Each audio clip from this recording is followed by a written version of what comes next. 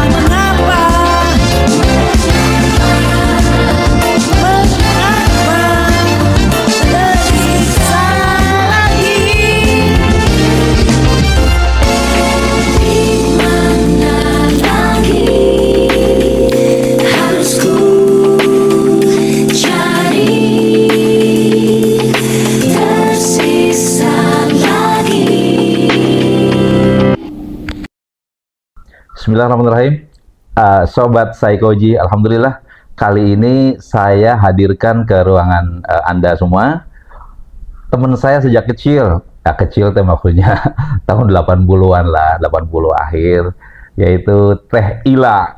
Assalamualaikum Teh Ila. Waalaikumsalam. Ketemu lagi udah lama ya. Udah lama kita ya. Lama banget dulu sering nyanyi bareng musik-musikan. Kita waktu zaman di Pertamina ya? Zaman di Pertamina iya. Sering banget main di golf, iya. main di event-event apa iya, aja, acara hampir tiap sampai pekan. keluar kota Sampai ya? keluar kota kemana-mana. Banyak misalnya. Sekarang kita dipertemukan lagi ya. Pertemukan lagi. Luar biasa. Saya yang paling asik kalau sama Teh Ila kalau udah main jazz. Jazz. Teh Ila itu serba bisa, Sobat Psikoji. Beliau ini selain musisi yang serba bisa, ya main gitar, ya nyanyi. Dulu nyanyi aja mas saya, belum main keyboard. Tapi orangnya curiosity-nya tinggi. Apa aja pengen bisa gitu. Jadi main piano oke, main keyboard oke, ngagitar, vokal juga keren. Wah. Tapi saya awalnya dari gitar klasik. Oh. dari SD. Saya itu diajarkan oleh anaknya sutradara wanita Indonesia. Yang pertama Ida Farida. Oh, Ida Farida. Yang yang suka main film nontonnya horor tehnya? Enggak, bukan. Oh, bukan. Dia hanya sutradara yang banyak mengembangkan artis-artis terkenal seperti Meriam Bellina. Zaman Meriam Bellina terkenal, terus Lydia Kandou. Nah, itu dia punya anak paling besar, Ivana Jet, itu jago klasik. Oh, Teh Ila saya diajarkan sama dia. Ini ngomong-ngomong darah seninya dari mana sih Teh Ila tuh? Dari ibu. Oh, mama. Ibu saya itu ini apa namanya? Pemain drum, pemain harmonika, gitar. Ibu saya nyanyi. Dan itu sampai tua. Oh ya? Iya, masih main gitar dan harmonika. Oh, cerita keluarga dulu deh. Teh Ila teh anak keberapa dari berapa bersaudara? Lah, eta dahala. Iya, saya tuh anak keempat. Sebetulnya 9, keluarga saya 9, yang dua meninggal duluan. Kembar 1, yang 1 ada Yana dan Ade. Terus tinggal 7 ya. Kakak saya yang pertama perempuan meninggal. Terus saya yang keempat. Nah, kebetulan yang ada juga adik saya yang bungsu itu artis itu mah artis papan atas. Oh, siapa itu? Mulan Jamila. Oh, itu tuh. bungsu. Ini rekan Sobat Saikoji, kita sedang ngobrol dengan kakaknya Mulan Jamila. Kebetulan saya ketemu sama ayahnya beliau juga dulu beberapa tahun yang lalu. Beliau banyak berkisah tentang kisah tsunami Pangandaran tahun berapa itu lupa. Iya, bapak saya dia banyak tentang cerita agama dia. Sampai ada yang datang mencari bapak menanyakan tentang agama itu. Penggemarnya gitu. Bapak. Dia tuh wah, udah luar tempat biasa. berbagi Bapak nasihat saya tuh, ya. Dia tuh contoh yang sangat baik. Bapak saya itu seorang tentara yang tulus, ikhlas, dan dia selalu mengajarkan yang terbaik untuk kita. Habis maghrib aja dipukul kalau keluar. Keras. Kudu di rumah. Oh, dia harus di rumah, keras aja dia. Pokoknya mah perempuan itu begini, tidak boleh begini. Itu tuh keras sekali, bisa mukul kalau kita ngelawan. Jadi kita didikan itu kuat dari bapak saya. Oh, ada gaya militernya di rumah. Iya, pokoknya perempuan habis maghrib sudah harus di rumah. Udah aneh. Termasuk bungsu juga. Ulan. Itu Ulan dari SMP saja udah antar jemput. Ya 5 menit aja telat dicari. Dia anak papi. Kalau dibilang Wulan teh Mulan Jamila. Dulu pakai jilbab dia. Full kaos kaki dari SMP itu udah dia pakai jilbab. Wulan itu anak yang paling tidak pernah mau banyak gaul dia, enggak. Anak rumahannya, anak papa itu namanya. Anak paling baik. Artinya rumahan banget gitu. Iya. Mun Teh Ila kumaha tah? Rada-rada bawangnya panjangnya. Kalau saya mah rada bawangnya kan. Jadi bilang. Kelihatan. Jadi saya itu segala ingin tahu. Tetapi punya prinsip. Saya ingin jadi penyanyi, tetapi prinsip saya tidak boleh minum, tidak boleh pacaran di klub malam. Itu hati saya sudah tertanam itu. Maksudnya dalam arti gini, kita dengan pengunjung tidak boleh ada hubungan pribadi ya, kontak personal lah gitu ya. Itu kata saya. Tidak boleh minum, tidak boleh, dan tidak boleh bergaul dengan orang yang artinya benar-benar dikatakan nggak benar banget gitu. Narkoba tidak boleh minum, tidak boleh punya pacar. Nah, itu prinsip itu banget. Dan itu tertanam dan itu saya bisa lakukan. Cerita masa kecil Teh Ila, terus sampai remaja, terus sampai nyanyi. Tah, kumaha cerita nata? Ya dulu kan waktu nyanyi itu kan tujuannya saya tuh saya jujur aja nggak kekurangan, anak juga cuma 1 kan. Tapi saya harus ngebantu suami, tujuan saya. Apapun sudah saya pernah bisnis dengan prinsip tidak boleh berutang. Itu saya bisa. Kalau bisnis dari yang kecil dulu, baru gede. Pokoknya gitu. Kalau dulu kan saya tidak hitungannya bersedekah itu suami kan, karena saya nggak pegang uang suami, tanggung jawab suami. Tapi lama-lama bisnis saya dari pertama nikah habis aja. Kayaknya saya harus sedekah deh sendiri deh. Itu saya tuh dari zaman pertama nikah juga udah bisnis. Dari mulai bikin bunga-bungaan geningan zaman dulu, bunga dirangkai-rangkai, dijual 200.000, 150, 300, 500. Lahir dari tangannya Teh Ila. Iya, dari saya semua. Gitu. Terus saya sampai lari ke bikin aksesoris dari mulai cincin, gelang, cincin laki-laki yang lagi musim tuh, sampai kalung, sampai ke buat rambut, apapun itu 10 lemari bikin sendiri, dan itu bisa dijual dengan harga lumayan dan dikasihin. Selalu bikin kerudung, baju pengantin, baju penyanyi, mute, sepatu, itu dijual semua aja. Tapi dari mulai baju-baju apa yang mahal, sarimbit, sutra, tapi dijualnya tidak semua. Yang lain dibagi, yang lain dijual. Kacamata dibagi, dijual, dibagi, dijual. Ntar lama-lama ngapain dijual, dibagi, dan ngapain dijual? Bagiin aja, om saya punya uang buat makan. Berakhir dibagi gitu, bagiin, berakhir. Nah, terus konsep sedekah tadi tuh gimana tuh Teh Ila? Kaitannya Teh Ila teh katakanlah, maaf ya, ada dari suami misalkan. Nah, itu kan ada teh, saya teh harus sedekah, itu prinsip sedekah dalam kehidupan Teh Ila teh gimana tuh? Sedekah buat saya merupakan yang pertama dalam hidup itu yang harus dilakukan sedekah. Kebutuhan berarti itunya? Kebutuhan. Seperti nggak ada nyawa, stres, nggak sedekah. Oh, jadi sedekah teh supaya ubar stres, ngilangin stres gitu? Ngilangin stres. Sedekah itu keren, sebuah kebahagiaan buat saya. Oh ya? Bahagia, kalau sudah sedekah ngasih uang bahagia, senang. Jadi bulan nanti yang saya pikir, saya nggak punya masalah, tapi yang saya pikirkan, saya harus sedekah. Ada nggak ya? Siapa aja nih yang harus saya kasih? Bahkan kita harus bersedekah kepada orang yang kita benci. Sampai begitu? Harus. Gimana dong caranya? Ini itu ajaran dari suami saya. Suami saya pernah berpesan, Ila, kalau mau bersedekah, jangan berharap meminta balasan. Karena sedekah itu karena Allah. Kalau orang itu nyakiti kita, katanya, nggak apa-apa. Kita terima walaupun harus menangis, tapi kita tetap harus bersedekah. Walaupun kepada orang yang nyakitin jangan kita. Berhenti untuk sedekah.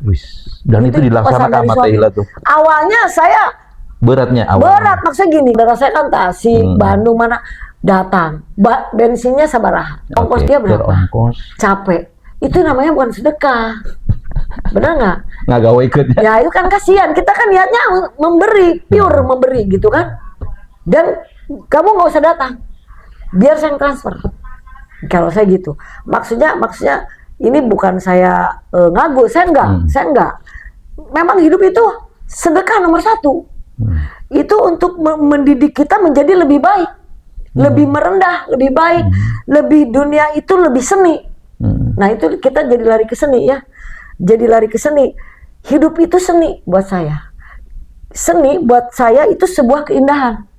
Keindahan dari seni musik ya ke seni lukis itu adik kakak, ke agama itu adik kakak, sebuah keindahan. Nah, keindahannya apa di sini? Keindahan itu sesuatu kedamaian. Keindahan itu suatu keamanan, kedamaian. Seperti tidur di beca, angin banyak, enak banget. Di sawah. Oh gitu ya. Enak. Makannya di pinggir jalan. Itu mah karena Teh nilainya seniman. Kalau lain seniman mau gitu apa gitunya. Kalau kita larikan ke agama, menurut saya itu kaya dan miskin itu tidak ada urusan kaya dan miskin. Yang ada tuh berbuat baik. Kita harus berbuat baik kepada orang lain. Nah begini Teh, bahwa seni itu kan bahasa ruhani, dia ekspresi jiwa. Hanya sekedar ekspresi jiwa menurut orang, atau dia itu cara kita untuk mendekati kepada Allah yang maha indah. Jadi seni itu sekedar wilayah ekspresi atau cara Teh Nila untuk mendekati Allah. Tak gimana Tah? Itu jelas tujuannya mendekati Allah. Karena Allah itu senang keindahan, kedamaian, kenyamanan yang maha indah, maha damai, maha segala, maha berbentuk keindahan, kenyamanan. Itu ada di seni menurut saya. Contoh saya ngelukis, ini lukisan saya ya semua. Itu untuk menumpahkan sebuah keindahan aja, di samping berbuat yang positif dengan berkarya ya. Tinggal kita manusia itu yang jadi pokok utama tuh hati. Hati. Dia harus punya hati yang ikhlas, yang ingin berbuat baik. Tujuannya kita berbuat baik, beramal baik, karena kita hidup akan mati. ya kan? Makanya sederhana untuk manusia semakin tua tuh sederhana. Kita harus menciptakan yang sederhana yang mengarah ke bawah, karena kita hidup masuk ke tanah. Ini saya pribadi, semakin tua kita harus mencari sesuatu yang indah, seperti pegunungan. Nggak tahu, saya suka alam. Seperti saya pelukis, penyanyi, musik ya. Saya mau tidur di mana aja. Itu sebuah seni buat saya. Saya makan pinggir jalan. Jadi nggak harus hotel bintang 5. Enggak. Kenikmatan tuh adanya di bawah loh. Manusia di bawah. Di saat kita punya uang, ini ada uang, cuma ya kalau dibagi-bagi nih. Kita makan di warteg aja. Cukup 10.000, indah buat saya. Itu indah buat saya. Sesuatu yang nyeleneh dan positif, itu indah. Ya. Nyeleneh positif itu indah buat saya. Mau tidur di tempat yang jelek, ya umpamanya kecil, indah buat saya. Tidur di tenda misalkan lagi camping gitunya. Buat saya itu indah. Gitunya. Itu indah. Yang penting bersih. Nah, bersih itu kan kesehatan. Kesehatan itu kan agama. Iya, betul. Tetap aja larinya ke Allah. Keindahan, kedamaian. Kita tujuannya bersilaturahmi seperti kita ya. Indah kan, bersilaturahmi itu sebuah keindahan. Nah, tujuan kita itu memberi. Memberi itu indah. Kenapa dikatakan indah? Karena bisa menyenangkan orang lain. Teh Ila itu kan mengenal notasi, mengenal nada dengan baik, bahkan nantinya tuh berakhir di panggung. Wah, lampu gini-gini. Lampu dulu teh aja. Lampu spot Teh Ila. Teh Nila pakai fanfare kan. Tapi sekarang hidup dengan bermain warna, ada kanvas.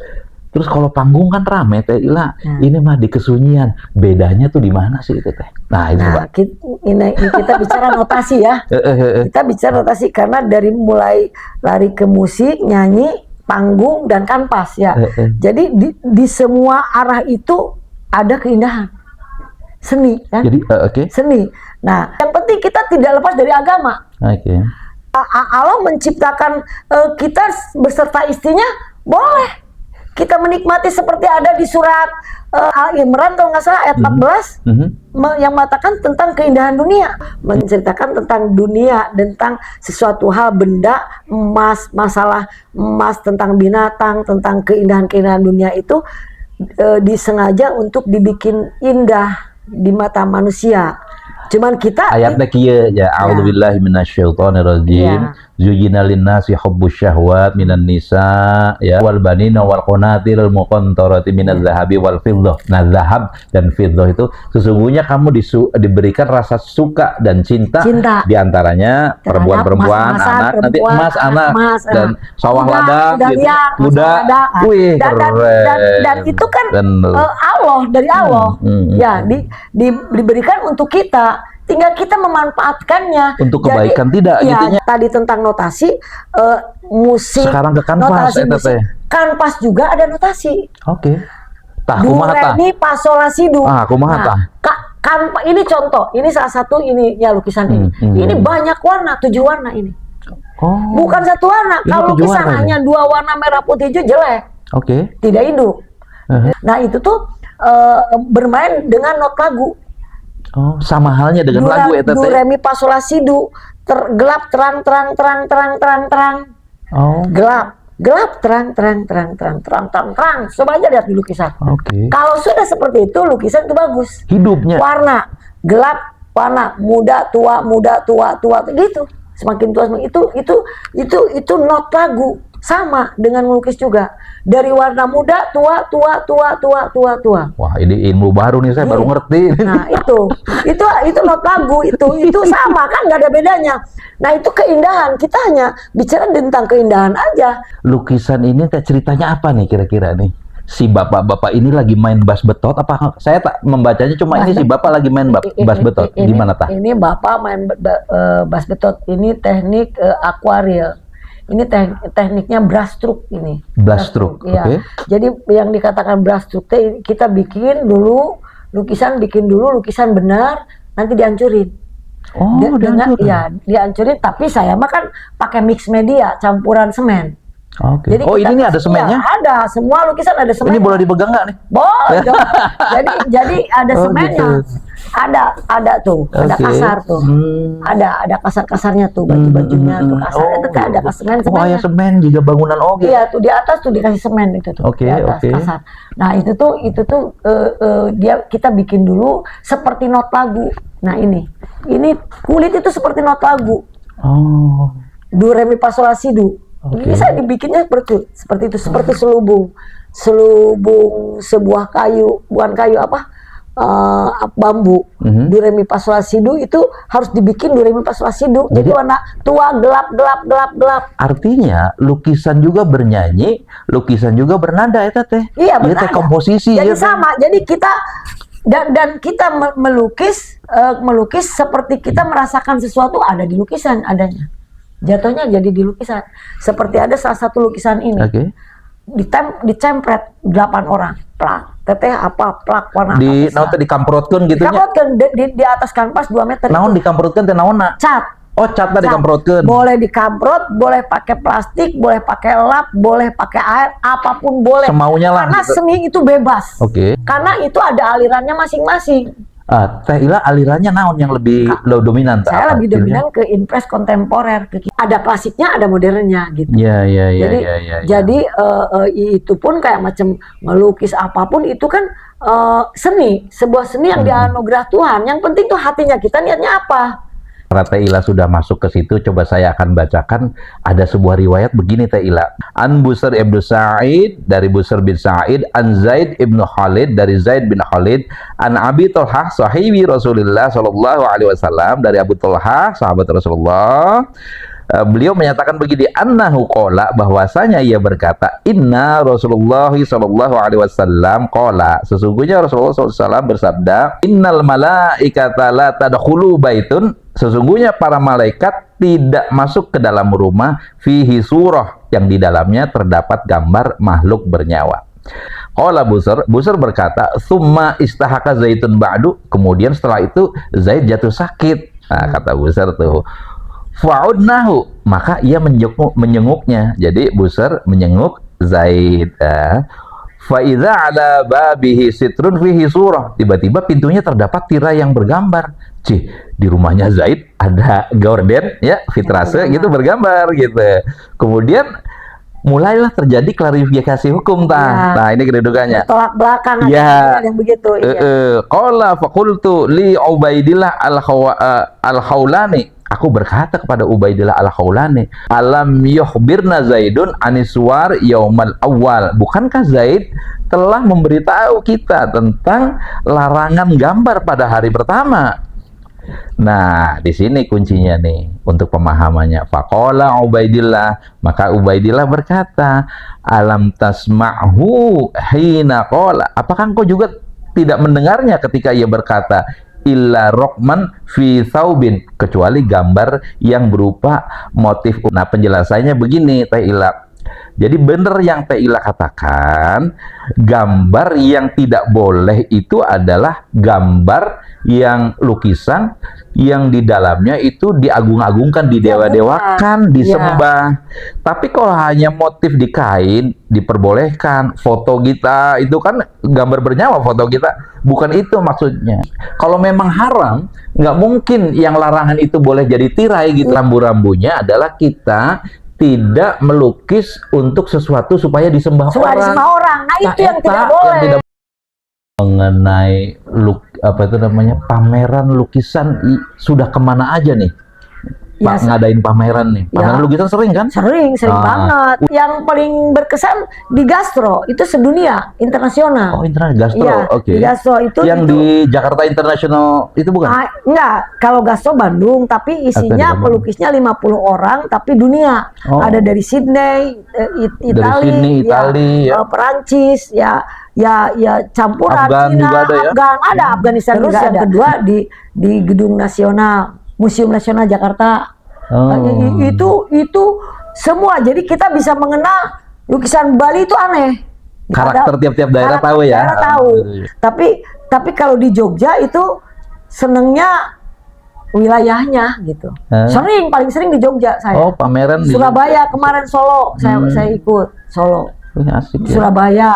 Tapi yang paling ngomongin senang di Jogja karena main sambil lihat-lihat.